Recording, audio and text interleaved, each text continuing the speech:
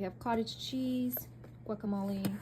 We have new burritos I haven't tried yet, mixed veggies, frozen blueberries, some nuggies, edamame. It's a big bag. First time trying it. You see raspberries that started leaking, eggs for Easter, little cucumbers, lemons, plums, broccoli, quinoa, some cat food.